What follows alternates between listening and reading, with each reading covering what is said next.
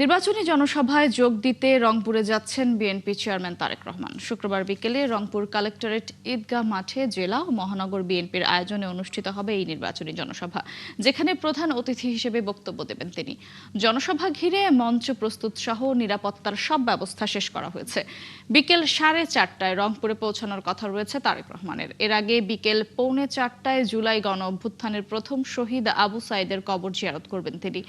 রংপুর বিএনপির সাংগঠনিক সম্পাদক আসাদুল হাবিব দুলু জানান, জনসভা সফল করতে সব প্রস্তুতি শেষ হয়েছে এবং নির্ধারিত সময়েই মঞ্চে উপস্থিত থাকবেন তারেক রহমান। ইতিমধ্যে আমাদের মঞ্চ, মাঠ, সাউন্ড সিস্টেম যদি রাত হয়ে যায় সেজন্য বাতির ব্যবস্থা রাখা হয়েছে। আমরা যেটা প্রত্যাশা করছি যে এই মাঠ উপচিয়ে রংপুর শহর জনসমুদ্রে রূপান্তরিত হবে। প্রত্যাশা তো আমাদের অনেক, রংপুরের মানুষ সবসময় বঞ্চিত হয়েছে। আশা করি উনি যেহেতু বলছেন আই হ্যাভ এ প্ল্যান, আমরা মনে করি রংপুরের ক্ষেত্রেও সেটি প্রযোজ্য থাকবে।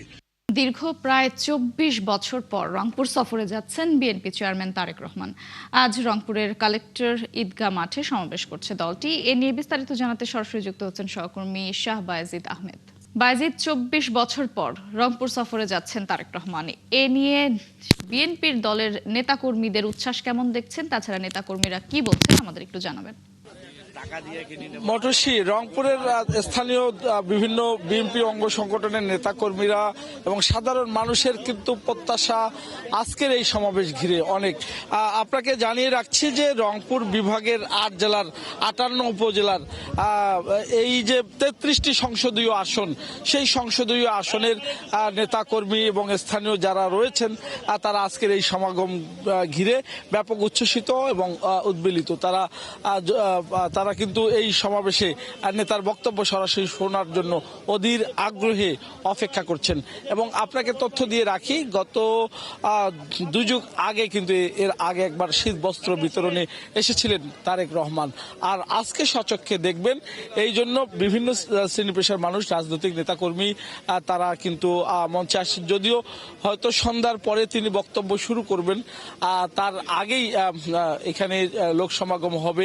এখানে স্থানীয় বিএনপি নেতাকর্মীরা বলছেন যে প্রায় 5 লক্ষেরও অধিক লোক এখানে সমাগম হতে পারে। এবং ইতিমধ্যেই কিন্তু বিভিন্ন জায়গা থেকে দলীয় নেতাকর্মীরা আসতে শুরু করেছেন। ব্যাপক আইন শৃঙ্খলা পরিস্থিতি স্বাভাবিক রাখতে স্থানীয় প্রশাসন সব ধরনের চেষ্টা রেখেছে। আমরা একটু 2-1 জনের সাথে কথা বলতে চাই। মিজানুর রহমান লুলু, সাংগঠনিক সম্পাদক গঙ্গাচড়া উপজেলা, এবং একই সাথে সাংগঠনিক, আপনার কাছে জানতে চাই, আজকে আপনার তারেক জিয়ার যে বক্তব্য শুনতে আসছেন, এই অঞ্চলের বিভিন্ন সময় উন্নয়ন বঞ্চিত হয়েছে, আর তার কাছে আপনাদের প্রত্যাশা কেমন? ধন্যবাদ 71 টিভিকে। আমাদের আজকের প্রত্যাশা, দীর্ঘ 22 বছর পর তারেক জিয়া রংপুরের মাটিতে আসছেন। এই অঞ্চলে ইতিপূর্বে তেমন উন্নয়নের কোনো ছোঁয়া লাগে নাই। বিগত ফেসি সরকারে আমরা রংপুরে বিন্দুমাত্র কোনো উন্নয়নের ছোঁয়া লাগে নাই।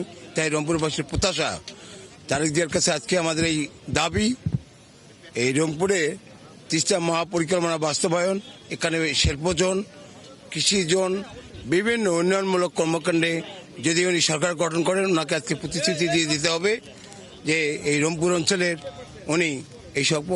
আপনার কাছে জানতে চাইবো যে ভোটের মাঠে কেমন করবে, বিশেষ করে উত্তরাঞ্চলে। আপনারা জানেন, আপনি যদিও তৃণমূলের নেতা, বিএনপির এইখানে উনি এই উত্তরবঙ্গেরই সন্তান।